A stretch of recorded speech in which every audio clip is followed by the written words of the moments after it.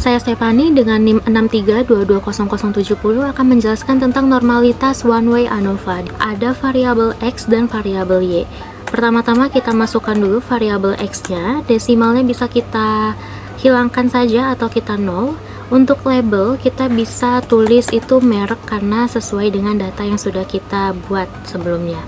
Untuk value-nya kita bisa klik titik 3 dan akan kita isi sesuai dengan data yang sudah kita buat, yaitu value pertama Garuda akan kita masukkan. Value pertama yaitu ada di Garuda, Super Airjet dan AirAsia. Jika sudah, kita bisa klik OK dan nanti value-nya akan otomatis terisi. Kita lanjut masukkan variabel kedua yaitu Y. Desimalnya kita bisa nolkan juga. Untuk labelnya kita masukkan penyebaran sesuai dengan data yang sudah kita buat ini, variabel X dan Y. Jika sudah, value-nya kita nonkan, kita masuk ke data view. Data view ini ada variabel X dan Y. Untuk angka-angkanya kan masih kosong, kita bisa langsung copy paste saja dari data yang sudah kita buat di sini. Totalnya ada 36. Kita bisa langsung copy dan paste saja.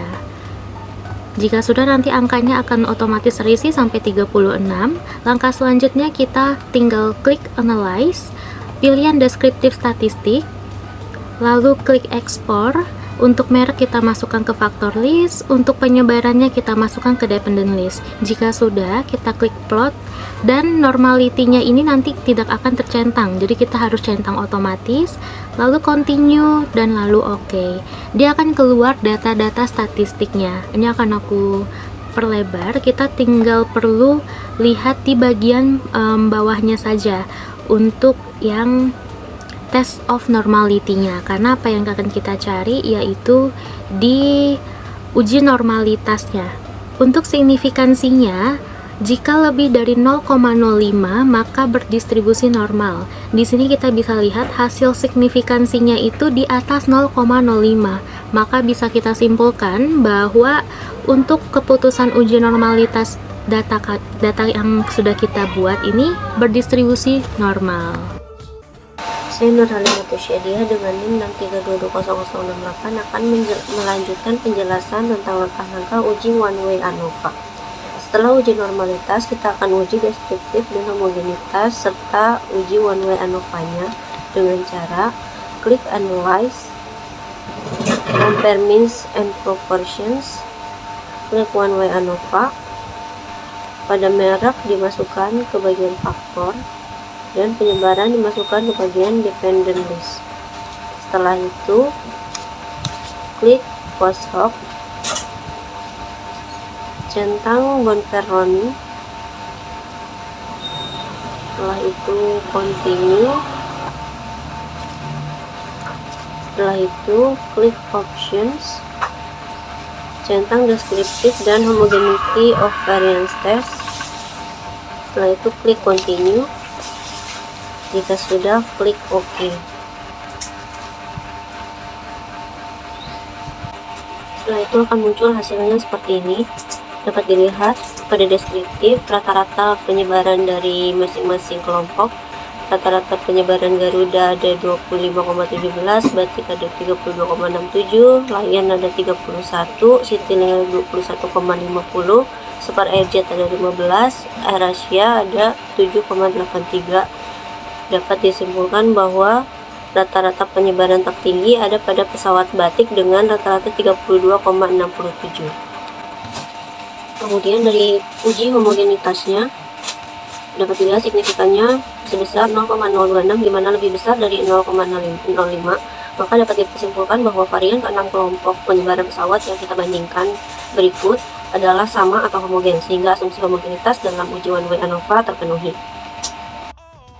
Kemudian pada uji one-way ANOVA-nya dapat dilihat bahwa signifikansinya sebesar 0,001, di mana lebih kecil dari 0,05. Maka dapat disimpulkan bahwa terdapat perbedaan rata-rata dalam penyebaran ke-6 kelompok pesawat tersebut.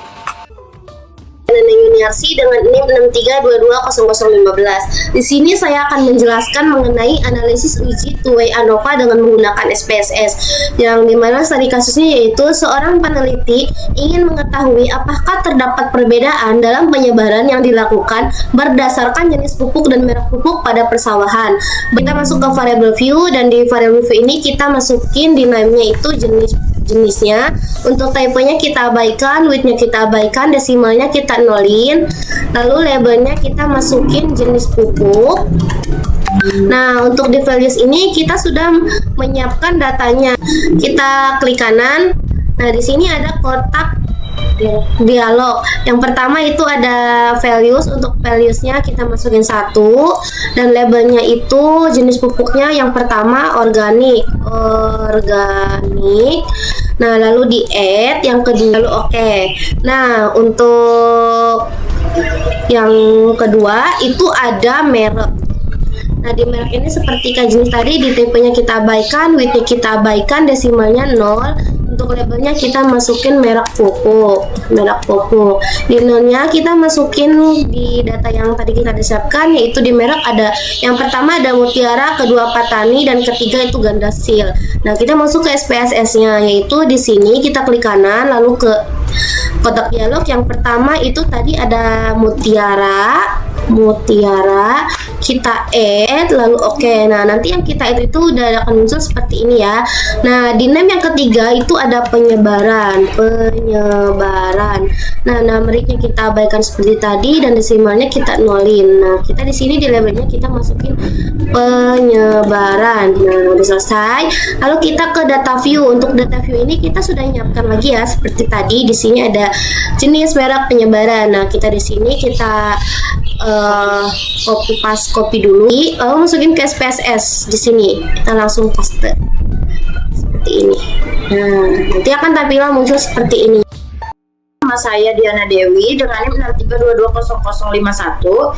Di sini kita akan menguji normalitasnya terlebih dahulu ya. Di sini kita klik analyze, lalu general linear model, univariate. Nah, di sini ada jenis pupuk dan merek pupuk. Jenis dan merek ini masuk ke fixed factor. Kita masukkan.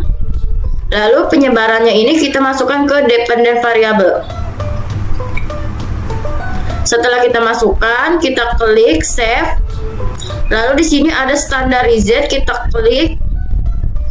Lalu klik continue. Setelah kita masukkan semua datanya, klik OK.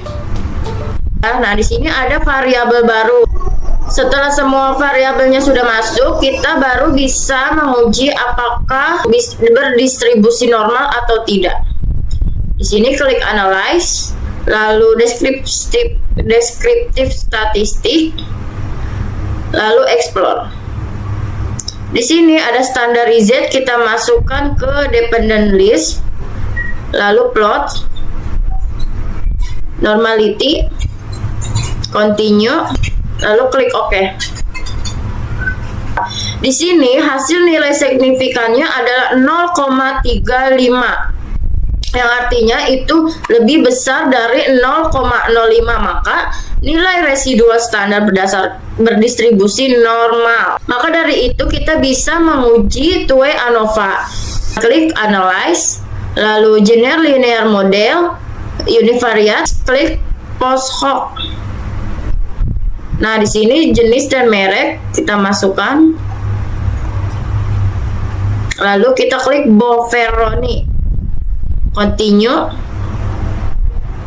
Setelah itu klik OK. Di sini hasilnya analisis output SPSS, nilai signifikansi sebesar 0,628. Di sini ya. Jenisnya 0,628, nilai tersebut lebih besar dari 0,05. Maka bisa disimpulkan bahwa tidak ada perbedaan secara signifikan penyebaran yang dilakukan berdasarkan jenis pupuk. Lalu nilai signifikansi sebesar 0,004 di sini. Nilai tersebut lebih kecil dari 0,05, maka bisa disimpulkan bahwa ada perbedaan secara signifikan penyebaran yang dilakukan berdasarkan merek pupuk. Lalu nilai signifikansi sebesar 0,566 di sini Nilai tersebut lebih besar dari 0,05, maka bisa disimpulkan bahwa tidak ada interaksi antara jenis pupuk dengan merek pupuk dalam penyebaran yang dilakukan.